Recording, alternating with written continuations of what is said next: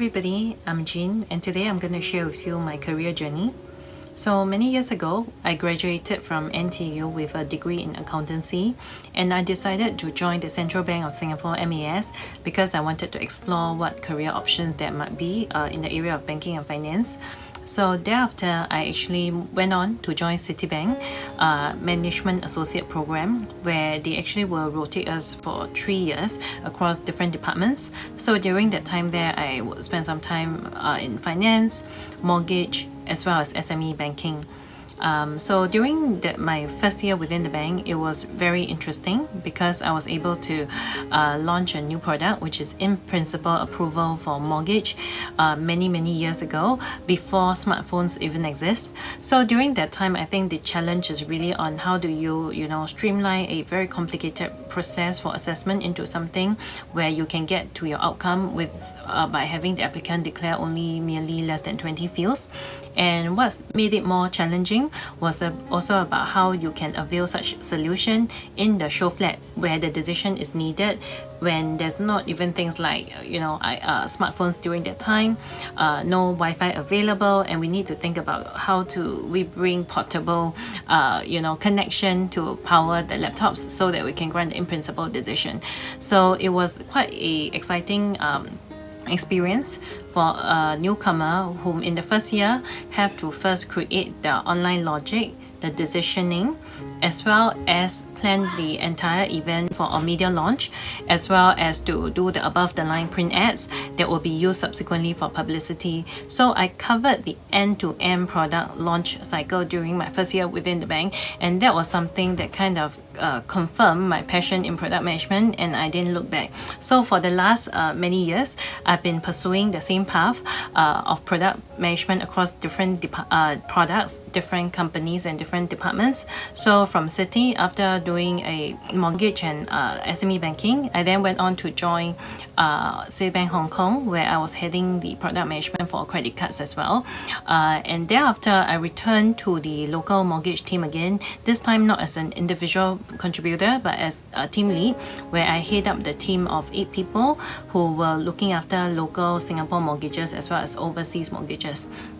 Thereafter, I spent also quite a few years within the mortgage regional team, where our mandate was to work with about 8 to 9 countries in Asia on the right mortgage strategies, the right common infrastructure and policies, and also on strategic ways to acquire in the right segments that we need. So that was also the time that I learned a lot about handling multi-culture differences, how to understand each other in that context, and that was a very interesting experience. And what's also very remarkable was that during my time in mortgage, I also partake in a cross-functional task force, whereby our mandate was to launch instant credit cards decisioning in 3 countries concurrently, which is Singapore, Hong Kong and Australia. And it was again a very interesting experience because we had to do it in record time. Within a year, we had to launch in 3 countries for something unprecedented, where we have to figure out things like OCR, bureau integration, decisioning rules, straight-through processing, and so forth, all in the same period for all 3 countries in one go. So that was again another highlight in my career that I look back very fondly upon. So after this exciting journey in Citi, after 13 years in Citi, I decided to move on to Experian, which is my current company right now, where I also head up the product management team over here, where we actually cover a wide variety of things from selling data and reports in the form of business information to many customers that we have in Singapore, including banks, fintechs, SMEs. We also avail such solutions not only on our web platform, but also on our data APIs in case customers wanted integration. Separately, we also run quite a few bureaus, for example, the banking bureau, the non-bank bureau, where we also will be able to provide information to the members within the group. And lastly, we also cover not just traditional data points like ACRA litigation data points, but we also cover things like alternative data, where we use the latest technologies to form scores that can aid our customers.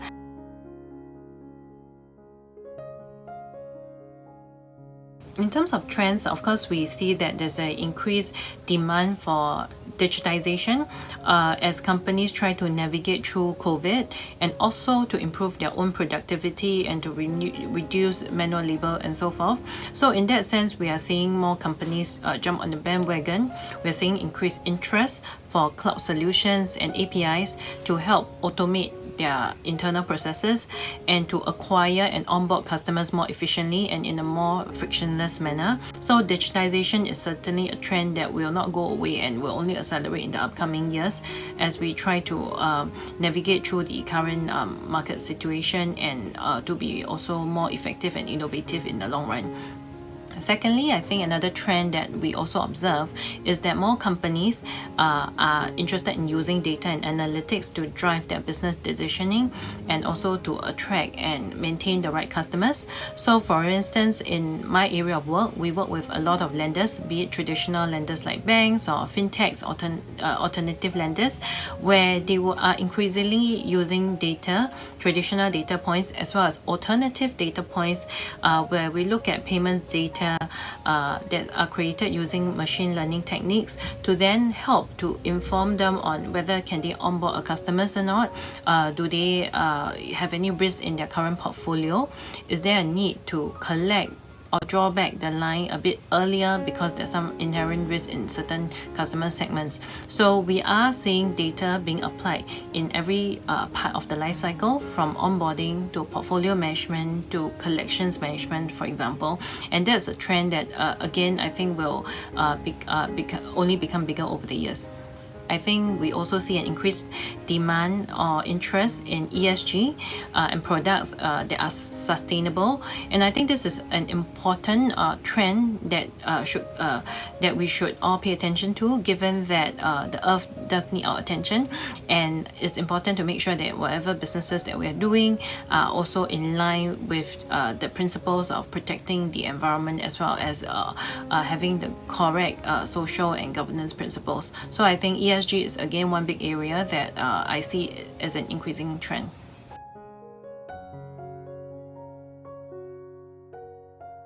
So my tips for anyone who's looking to join product management, I think three things. Number one, I think one should be a good problem solver, because many a times you will find that in the process of coming up with a new product, there will be various hurdles and issues and challenges that will come along the way. So I think if you have a good problem solving ability, critical thinking, and the ability to kind of analyze things and put it all together, I think that would be a skill set that would be much valued if you are in the role of a product manager. Secondly, I think in terms of communication, I think it's again one aspect or skill set that cannot be understated. And the reason for saying so is because many a times as we manage big projects or big launches, especially across different teams or different countries, I think the ability to listen carefully, ability to understand, and the ability to engage is also a very important life skill that I think is needed so that you're able to work across cultures, across projects of different scope.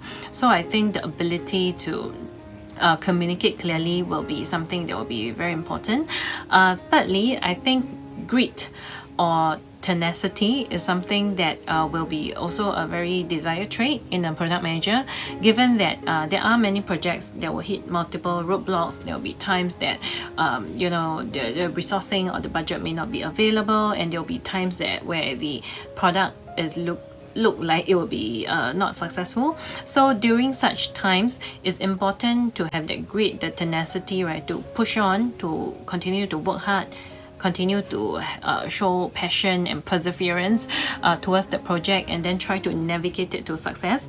So I think that's something that I think will be also a skill that will allow you to kind of overcome all challenges that will come your way, and for you to be able to emerge right stronger than ever. So grit is one thing that I think will be a good characteristic to have.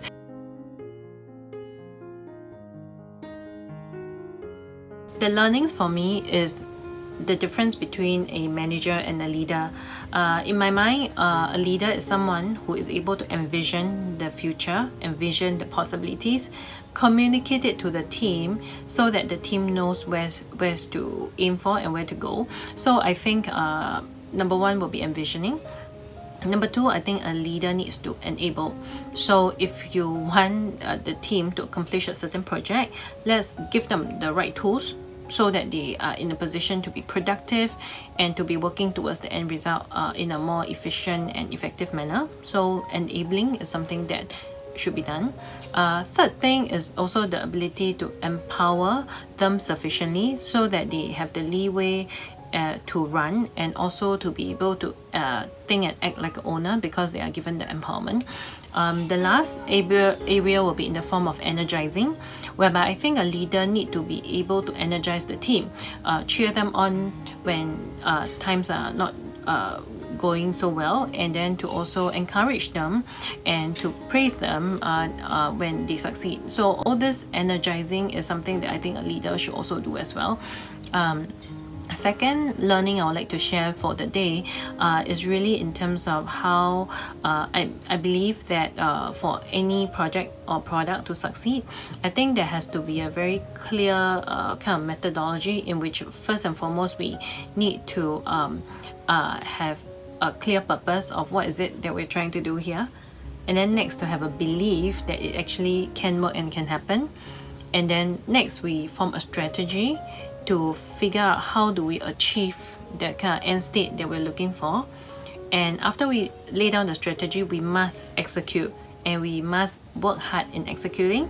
And if things go well, then yes, you'll get to success. But if things don't go as planned, then we always need that feedback loop to go back to fine-tune the strategy and to try again until we get to the results that we want. So I think that in order for any project to be successful, these principles have to be followed, whereby you have to have that clear purpose and belief up front so that you even have a chance to kind of succeed.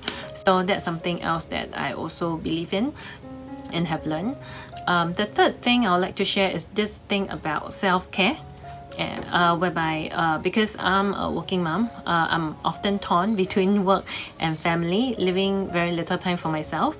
But I think in order to go far, I've also come to learn that it's important to pace myself, to set time aside for myself where I have free time to do the things that I want to do on my own.